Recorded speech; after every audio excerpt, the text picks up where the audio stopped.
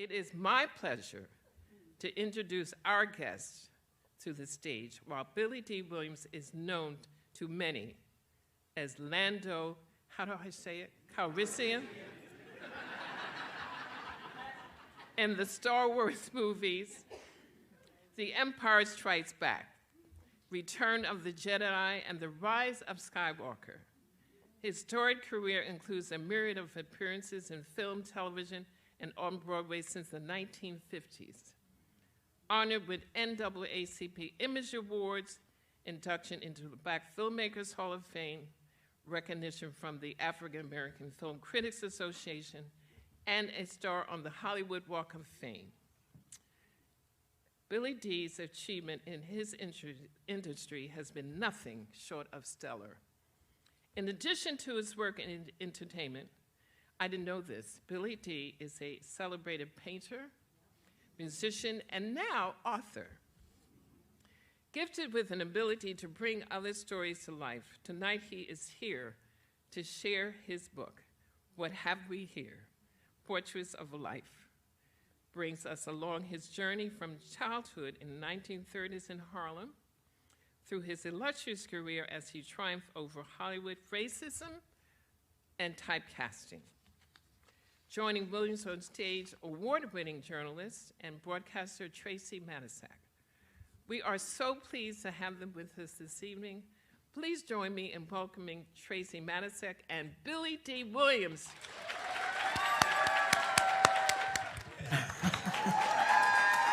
Okay, thank you. You know, if I didn't know better, I would say they almost like you out there.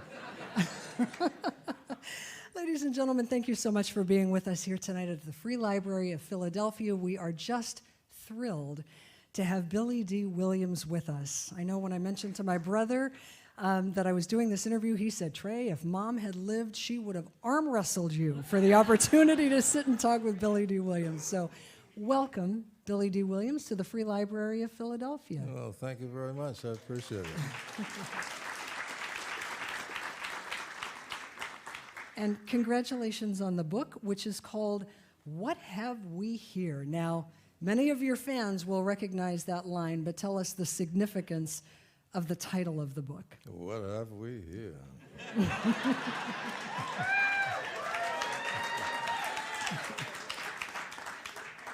Well, actually, it was a piece of dialogue from The Empire Strikes Back when I meet Princess Leia. Yeah. But I think of it two ways. It's romance in one sense, but in another sense, it's looking at my life as a walking absurdity that and it's sort of a comment on, a whimsical comment on my life and what I've involved myself in for all of these years. Well, you know, you write in the book. A lot of silliness. Well, you write in the book that playing that role of Lando Calrissian in Star Wars was really a role that you felt like you were born to play. Beyond what it did for your career, what was it about that role that was so satisfying for you? Well, you know, when I heard the name Calrissian, I said, that's an Armenian name. And I said, oh, let me see what I can do with this. And then, of course, when I got the cape, that kind of put it all together. That was Errol Flynn time. So I really wanted to make the character into you know, he was a heroic figure, but a dubious heroic figure. But I wanted to make him bigger than life. Yeah. So that movie, of course, was an enormous success. It made a lot of money, grossed hundreds of millions of dollars. But for you and for your character, Lando, there was a price to pay for that success, because at the end of that, the one that you were in, that first one that you were in, there's sort of this cliffhanger, and it looks as if you've sold out your friend. Can you talk about what happened after that movie came out? How did people react to that when they met you? Well, first of all, I got a piece of the action, so It didn't matter. and being the capitalist that I am, that was all I needed to know. But anyway, if you're talking about the whole situation between Lando and Darth Vader and yeah, like how people, after the movie came out, and, how did people react? Because they thought that you had sold your friend up the river at the end, because it was kind of a cliffhanger. And you write about how people reacted to you. Well, the whole situation, I mean, people take all of these movies too seriously. but everybody accused me of betraying Han Solo. Even when I picked my daughter up from school, the kids would run up to me and, you betrayed Han. I mean, the airline stewardesses would accuse me of betraying Han Solo. And I even had a 10-year-old kid threaten me. I had a Q&A one day, and this kid, he looks at me, he was in front of a microphone, and he said to me, "You ever betray anybody?" Scared the hell out of me. I said, no. He said, no, you tell me, you can tell me. We can go, and his father standing behind him, just getting a big kick out of it. I wanted to punch the father in the face. But he says, no, we can go backstage, and you can tell me if you've betrayed anybody. But anyway, I've had situations like that. But eventually, I think what people didn't realize is that Lando was up against Darth Vader and Boba Fett. Yeah. Look at that, I'm sitting here explaining this. It's ridiculous. And I was gonna, I always, it's not it's Lando. He's about to lose his situation, because of Darth Vader. And he was trying to hold on to it. I mean, I had all of that dialogue, which really explained the whole thing. But everybody completely overlooked that dialogue. But anyway, I finally had to say to everybody, folks, did anybody die? Nobody died. So anyway. Yeah. It's a rough time. Prior to Star Wars, of course, you starred in Lady Sings the Blues with Diana Ross.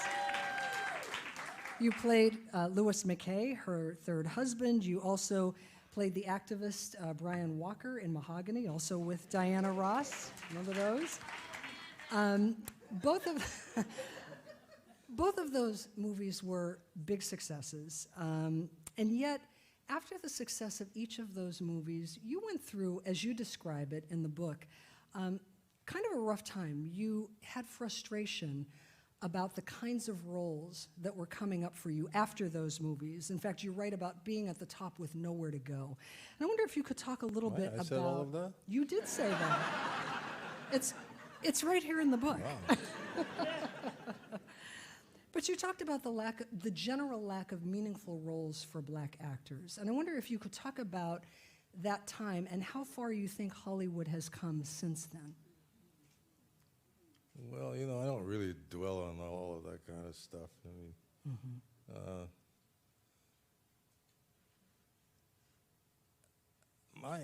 what I do is I take a negative and I make a positive out of it.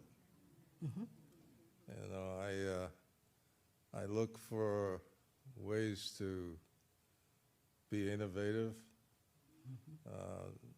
bring a whole new perspective rather than sit around and argue about one difference as opposed to another difference. I mean, you can spend more time being pissed off than necessary. And I don't like living my life that way. Yeah.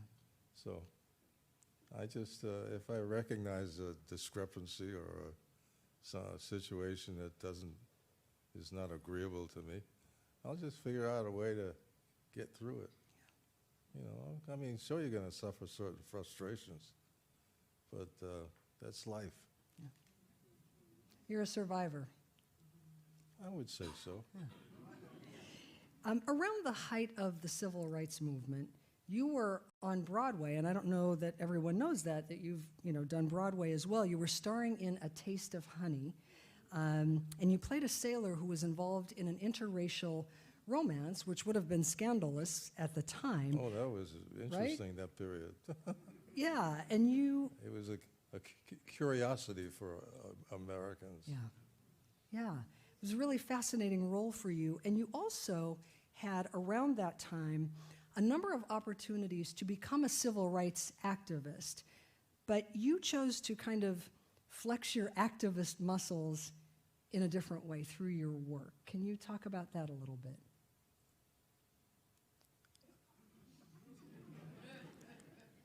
I'm not I think there are a lot of different ways to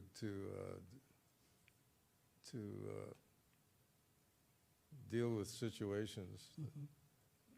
And for me, I'm basically a loner. Mm-hmm. I'm not I tried the whole business of joining groups and stuff like that, but it was never agreeable to me. Because I always felt like everybody wanted to be the boss or the chief. And nobody was getting down to business. So I figured, why don't I'll just do what I do. And and hopefully I will be an example, if I succeed. And that's pretty much, I'm not really into the activist thing. I mean, not that I don't disagree with it. Mm-hmm. But that's just not who I am. Yeah. Well, we can't talk about your work without talking about Brian's song, which aired in 1970, 55 million viewers at the time, biggest audience for a TV movie at that time. And of course, when you landed that role and you played Gail Sayers and you were opposite Jimmy Caan as Brian Piccolo, that also came at a challenging time in your life because there was this parallel where as you're shooting this movie about Brian Piccolo and his battle with cancer, your own dad was being treated for leukemia.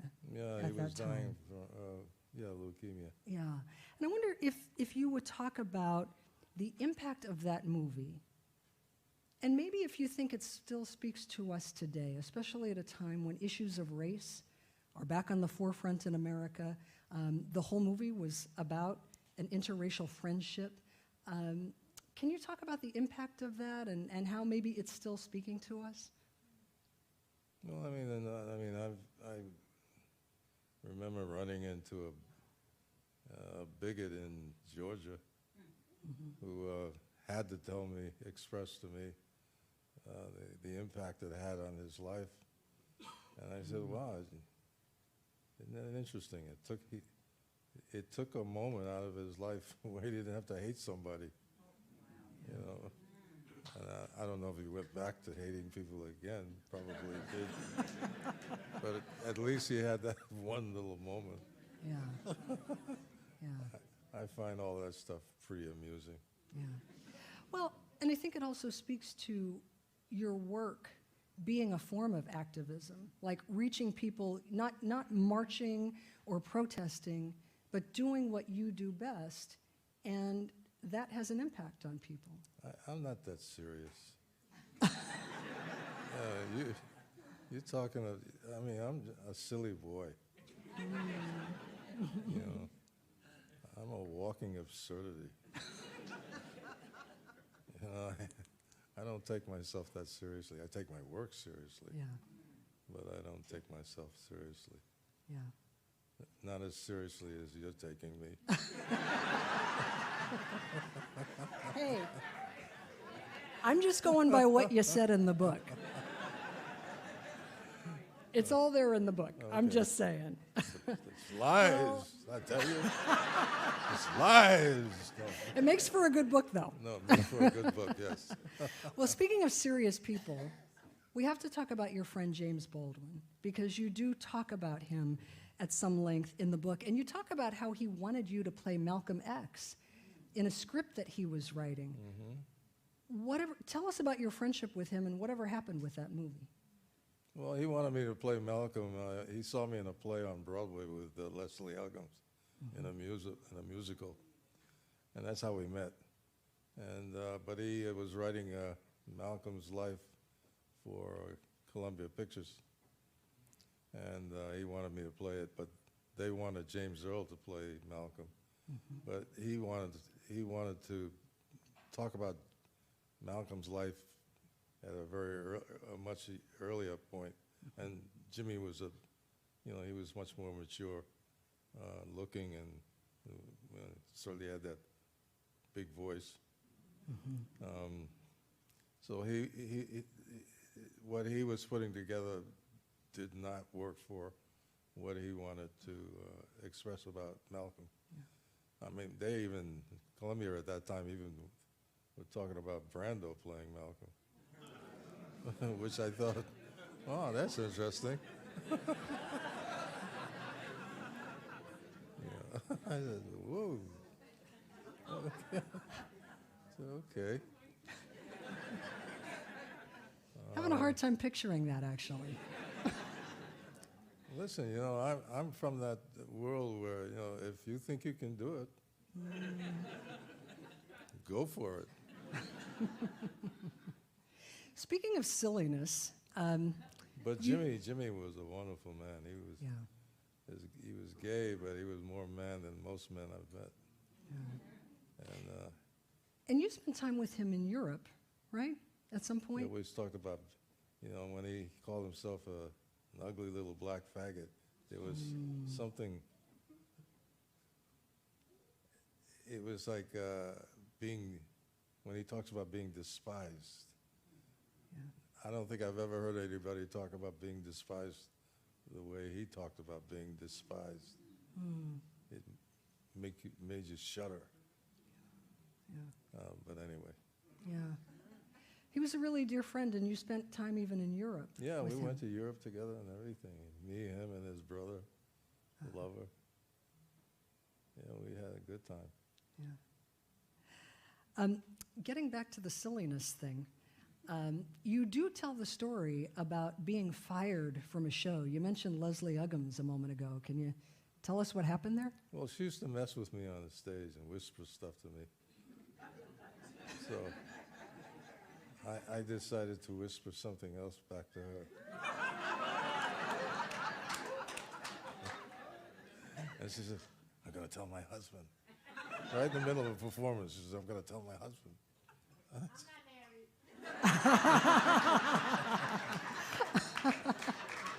Take that, Leslie. But anyway, I got fired as a result of it. Yeah.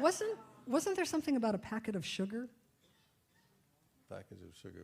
I Like a remember packet that. of sugar and landing in Oh someone's... no, that was in the Jean Genet's The Blacks. I was a naughty little boy. How naughty were you, exactly? Huh? I was in my 20s. But I was kind of I was a spoiled brat, really.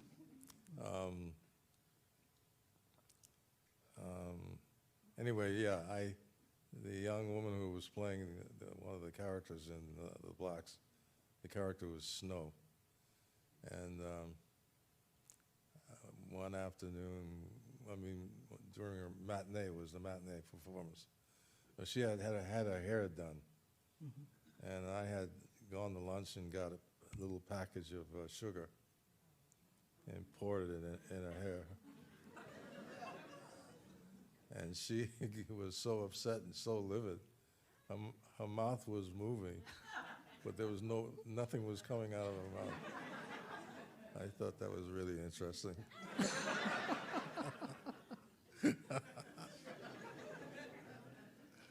But She anyway, didn't like that. Anyway, Maya Angelou, who was in the play,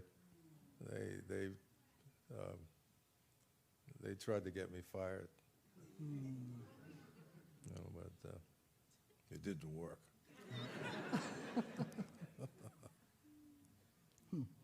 Well, I mentioned that you starred in Broadway in A Taste of Honey, among other shows, but your Broadway career began at the tender age of 7. Mm-hmm. Can you tell us about that and how you ended up on Broadway at age 7?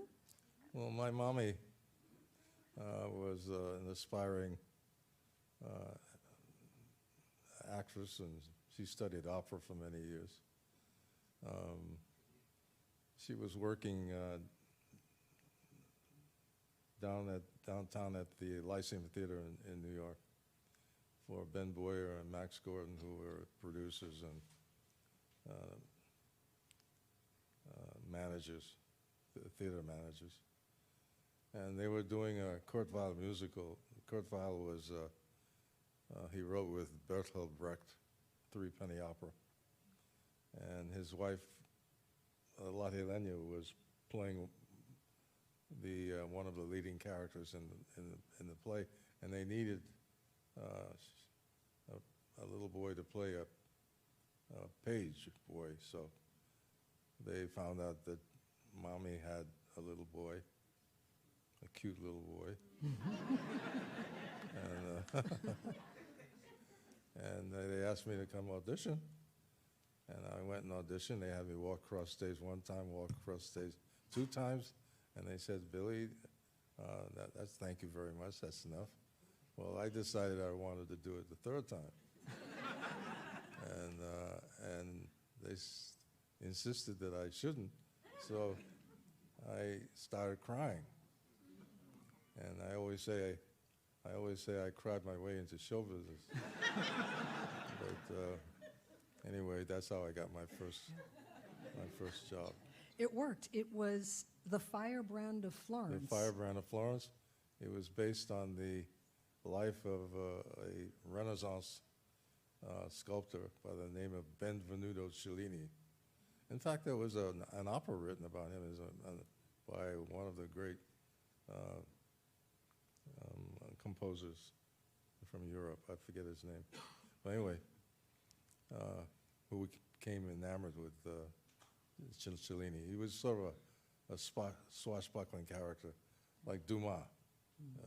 Those kind of guys. They were like artists, but they were all out there out doing fencing and fighting and getting into all kinds of mischief. Yeah. You know, Dumas was like that. Who was the other Alexander in Russia? What was his name? Anybody know? Oh, okay. We'll think of it. Somebody will think of it. Speaking. Say it again. Romanov? No, not Romanov. No, I'll think of it. Yeah. We'll figure it out. Somebody will remember it at 2 o'clock in the morning, right? Speaking of Pushkin. Pushkin, there it is. Alexander Pushkin. He was another one. Crazy one. Well, speaking of artists, I don't know if everyone knows that you are a very accomplished painter. You studied art as a young person. In fact, you studied at the National Academy of Design in New York. Design and Fine Arts, yeah. Yeah. Can you tell us, what is it about painting?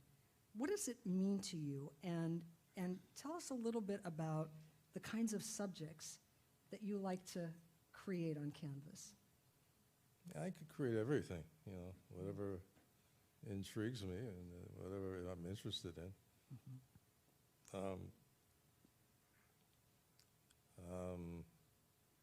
Painting has been very much a part of my life, all of my life. You know, in New York City, I went to my sister and I went to music and art high school. And when we graduated, she went off to NYU, and I went off to the academy, spent 2 years at the academy painting. I was nominated for a Guggenheim when I was 18, 19 years old. And I won a Hallgarten, which is comparable to a Guggenheim.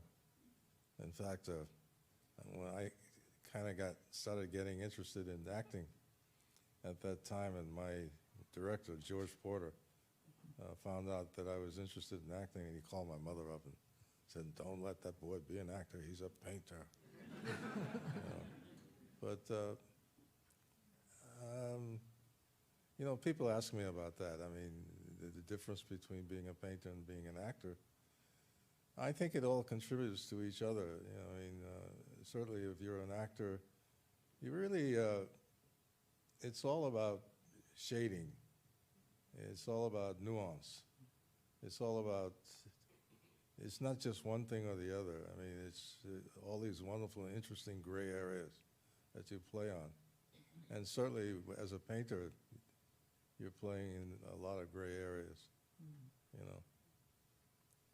Yeah, you write about about how we're all trying to find the light in the darkness. Yeah, I'm always I'm always coming out of the darkness looking for the light. You talk at length about your family, about growing up in Harlem in the 40s and 50s, and how close-knit all of you were. You mentioned your sister a minute ago, who is your twin. My twin, right? Was your twin. Yes. Can you tell us a little bit about your family and how they influenced you to become the person that you are? Well, I come from a working-class family, which I'm very proud of. My father worked 3 jobs most of his life. But he always devoted one day a week, and that's usually a Sunday, to the family. We'd go on picnics and go to the beach, and we just had a lot of activity, did a lot of activities together. We were very close. My father was a wonderful man. I learned a lot from my father. I took on a couple of his jobs one time, one summer when he went out. He bought himself a brand new Buick Special. I think they only cost $6,000 in those days. But that was a lot of money back then. Yeah. Right? But he drove it all the way down to Texas. He hadn't seen his mother in 20 years. So he drove it all the way to Texas. He and my sister went, and I stayed back and took on a couple of his jobs. And it was probably one of the greatest things that ever happened to me, because I really saw and understood his plight, and what he had to go through in order to take care of his family. He was a good man. He was a beautiful, wonderful man. Yeah. People liked him because he was never pretentious, never put on airs. And we hung out with all the black bourgeoisie at that time, my sister and I, the Jack and Jill and all that sort of stuff, which I always was amused by anyway. But it was an interesting experience. Yeah. In the book, you talk about how the one role that you wanted to play, but did not get to play, at least not thus far, is Duke Ellington, and that you came close to it a time or two. What was it about Duke Ellington that attracted you to him as a person, that made you want to play him? Well, I understood his sensibility. I mean, I grew up around that kind of sensibility. But I met him. A very good friend of mine was the managing editor for the New York Age up 135th Street in Harlem. And he had a reception for Ellington one time. And the room was filled with all of these ladies, and I'm waiting for Ellington to come. And he was very charming. And I remember he made each woman feel like she was the only woman in that room. I took out my pen and pad.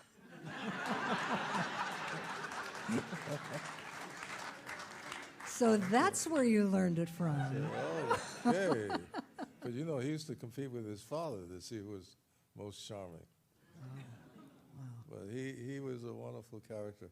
I met him years later again. But I always felt like the only one who could really pull it off is me. Because I understand that kind of, well, I don't know what I'm looking for the right word. That kind of suave, charming. Yeah, I understand all that stuff. Somebody said facts. You know, I don't know that everyone in our audience knows this about you, but that you also are a singer. In fact, you did an impromptu performance at a jazz club one night and ended up with a recording contract. And you made an album. Well, you know the song "A Taste of Honey"? Mm-hmm. That was written. I was the first to ever sing that song on stage with Joni Plowright, Olivier's wife.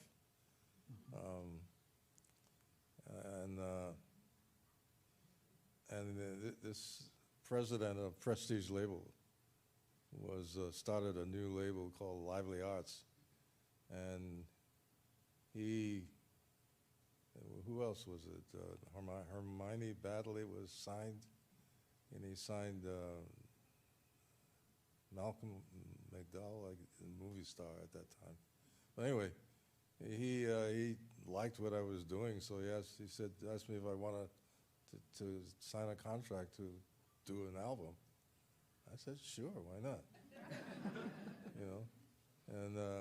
And I had been studying singing, and also I had my two friends, George Corey and Douglas Cross, who they wrote "I Left My Heart in San Francisco." They were training me to be what in those days was a chic nightclub singer, like a chanteur, what they call a chanteur, or a chanteuse is a woman. So like, I don't know if you've ever heard of Mabel Mercer. Oh, Mabel Mercer was amazing. In fact, Sinatra loved her. But anyway, yeah, I went and did this album. I was living with a woman at that time who was one of the biggest madams in New York City, and that was an interesting life. Oh, there's a story there. Yeah. But my whole life has been really like an adventure. You know, I was always a nice kid, you know, but always kind of like getting into situations because I was really interested in finding out what was going on. You know, I don't know if you have, J.D. Salinger wrote a book called Catch from the Rye. And I always sort of related to that character, you know, this little boy that runs around getting himself into situations that maybe he shouldn't get into. Yeah. But it was all an adventure for me. Yeah, yeah. But anyway, I ended up doing this record called Let's Misbehave with Billy Dee Williams. Somehow that title doesn't come as a surprise. And by the way, that album, if you all have Spotify, that album is there. You can listen to it even now on the way home tonight. You can listen to A Taste of Honey. I don't know if they want to listen. Oh, I think they do. I mean, there were a couple of songs that were pretty good. Mm-hmm. Yeah, more than a couple. But I ended up, you know, singing in nightclubs, you know, just to see whether I could do it or not. Yeah. I went off to the Playboy Club back in Chicago, sang there for a few weeks.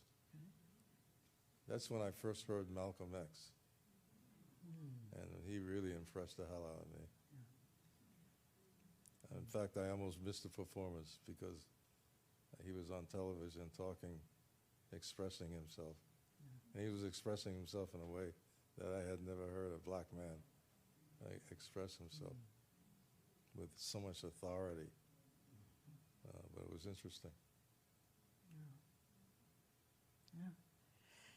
Well, so you've done Broadway, television, movies, obviously. You are an accomplished painter.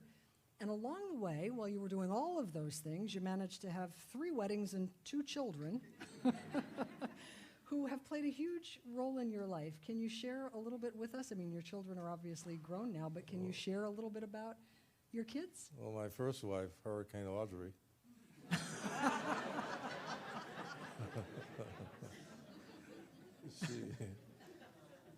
She was something else. You know, that kind of woman will call you all kinds of MFs and dare you to say something back. That was Audrey. But she was a wonderful woman.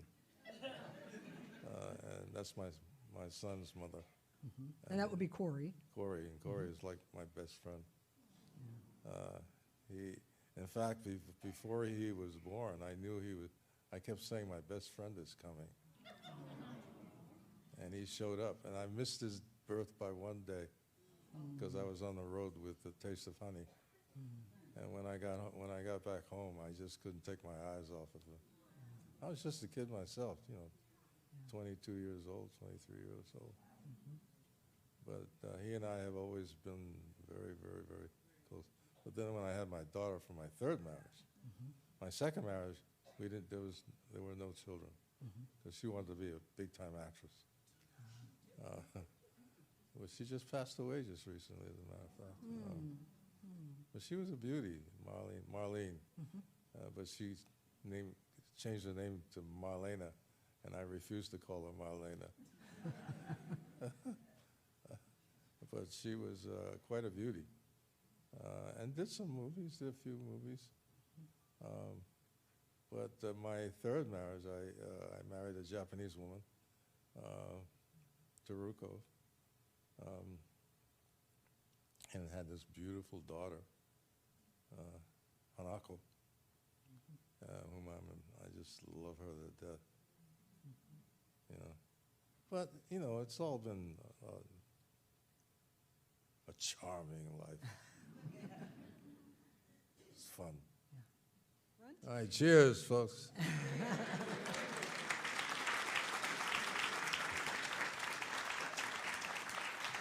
Good evening. It's such an honor to be here and to meet you. I mean, I've been excited about every movie you've played in. But I would ask, and I know this is a question that you've been asked millions of times, what was your favorite role to play? My favorite role? Yes. Out of all the movies. Let's see, my favorite role. I don't know, I had a few.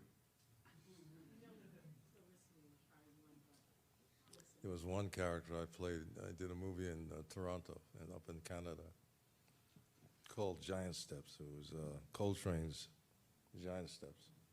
But I played this jazz musician. I loved that character to the point where I didn't want to stop being that character. Slade Thompson. Yeah. I loved that character. Arvo. Hello, Arvo. By the way, I end my book with a quote from a great jazz musician, Lester Young, who was one of the great saxophonists. Pork pie hat. I end the book with a word, chandelier. When somebody asks you, how you feeling today? And rather than get into a whole long discussion, chandelier.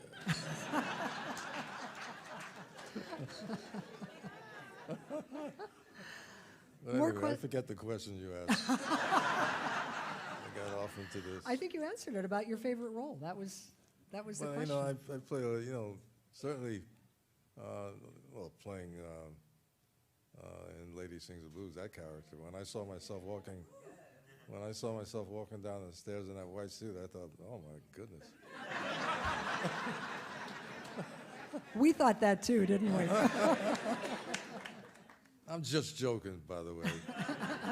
I'm one of your biggest fans. Ooh, I love you in Bingo Long and Nighthawks. That was one of my favorite characters. Yes. I love you. I just want to, I'm one of your biggest fans. I got all your movies, and I'm one of all your big, you know who you are. I can't stop seeing you in all your movies you used to play and everything. I love you. I can't stop thinking about you. I'm crazy about you. Thank you. Well, thank you very much. Appreciate that. Honored to meet you, sir. First of all, I just had to mention that for a whole generation of guys, Brian's song is probably the first movie that made us cry. Okay? And the other thing was Living Along, Traveling All-Stars, and Motor Kings, one of my favorite movies from the 70s. Hell of a cast, you, James Earl Jones, Richard Pryor, and everyone has just gone on to do so many great things since it. But there's not a lot of background information out about that film. You can't find any online. I'm hoping there's some info in the book. I was always curious, as it was filmed in the South, down in Georgia, did the cast ever have any problems with any of the locals? No, and we didn't have any problems really that I can remember, to tell you the truth. No, we were pretty well received down there. I had a lot of fun doing that movie. Yeah. Especially working with, you know, and I remember when I was a kid growing up in New York, my father and I used to go to Central Park and watch the Cuban ball players and a lot of the black ball players at the Negro leagues during that period. So when I worked with those guys, I mean, they were amazing. It was an education. I mean, there was no CGI in those days. I mean, then when they did stuff that it was like for real. You know, it was fascinating. But we didn't, as I recall, we didn't have a lot of, and I took Corey with me, and he had a good time, making friends with all of the races. You know? They were inviting him to their house. No, Hello, sir. How are you? It's very nice to see you tonight. Do you have $1 to give me? What was that? Do you have $1 to give me? $1? $1. Think about it. I gave you $1? Can you give me $1? Why did I give you $1? That way I can like stand there and let your arm, you know, hang, and then you can say that line to me. Do you? It's a lady sings the I blues would have given reference, you more I than think, $1. right? I'll take that. Thank you. In all seriousness, thank you. I love you. I love you. Well, thank you very much. Yes. Okay, one more question. Go ahead. Did you ever meet Ethel Waters? Did you ever work with her? Yeah, I met her. Yeah, that's my great aunt. I just wanted to, you know. Oh. So nice to meet She you. was rough. Hey, I know. She was rough. Thank you, love. I love you. Thank you. Hello, how are you? Where are you? I'm right here. I had to stand up because you couldn't see me. I'm right here. I'm Valicia Selby, and I was barely born when you did the movie Mahogany. It's my favorite movie. So I want to ask a question, and I have a request. The chemistry was so strong between you and Diana Ross. Was there ever anything off screen? No, we never had anything off screen, though. Okay. And if we did, I wouldn't tell you. Okay.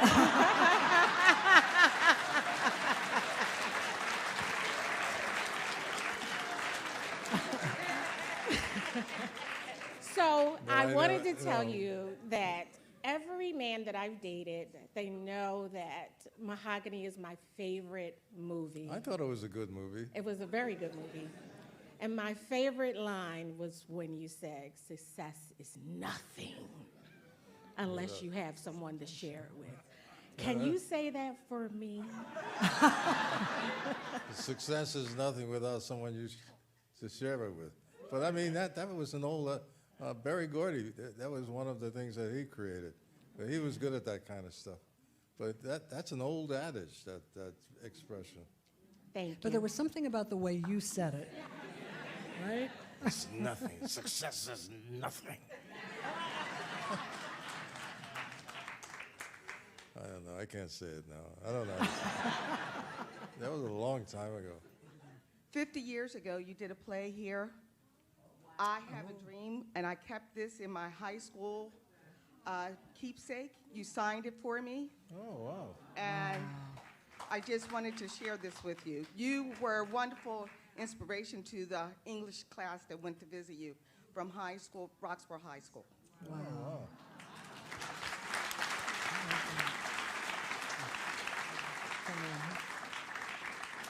Yeah, playing Dr. King was a real interesting experience for me.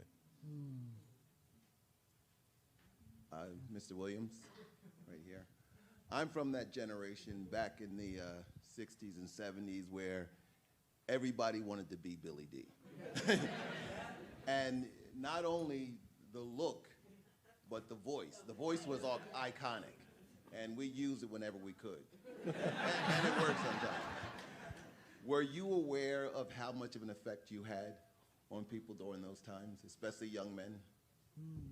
Yeah, I guess, you know, at some point, yeah, but I don't take myself seriously. You know, but, yeah, how can you not be aware? I mean, everybody was like telling you every single day of your life, you know, how wonderful you are, you know. You know, so I mean, but I don't let any of that stuff.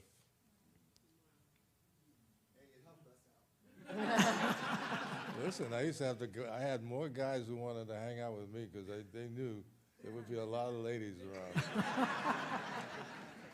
Mr. Williams, I just wanted to say thank you for taking the time to come here and share your life with us. And that's all. You're a blessing. You're very sweet. Thank you. Well, okay.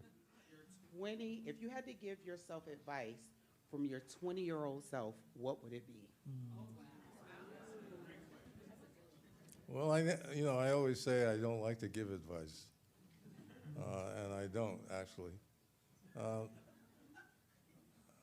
I don't know. I really don't know. Tell you the truth, I really don't know. Chandelier. I think that, you know, chandelier. All right, one more, quick.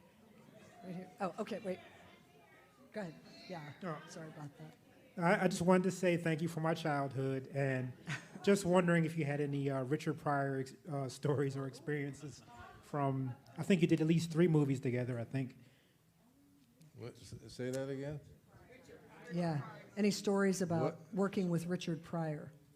Well, I don't want to talk about that. Mr. Williams, if I was a genie and you had one wish, what would it be? If she was a genie and you had one wish, what would that What would wish it be? If she was a genie Uh-huh. and I had one wish, what would it be? I don't know.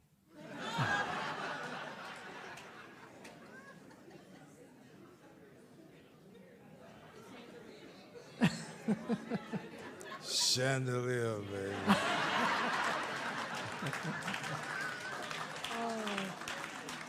Ladies and gentlemen, I know we have many more questions. I'm sorry that we couldn't get to all of them. You all have been so gracious and patient. But we need to let Mr. Williams get on his way. He's still got several more stops on his tour and many more audiences to talk to. But please join me in thanking him for a wonderful evening. May the force be with you.